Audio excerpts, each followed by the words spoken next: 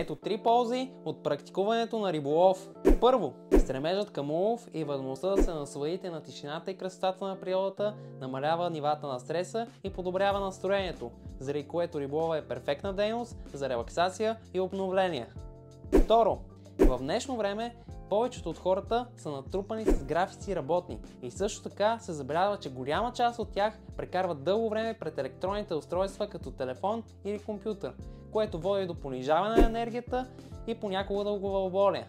В такива моменти практикуването на риболов действа много ободряващо и премахва напрежението, благодарение на което човек се зарежда с енергия и с нови сили, които му помагат да свърши повече задачи по време на работа и по-лесно запаметява по време на учене. Трето, за да хванеш рибата, трябва да бъдеш търпелив и да се концентрираш върху въдицата, чакайки сигнала за удар. Този процес учи хората да бъдат настойчиви, да не се отказват и да издържат през по-трудните моменти. Също така, като се фокусират в риболова, хората могат да осреднат външните си разсейващи фактори и да се насладят на момента, което може да подобри менталното им благополучие.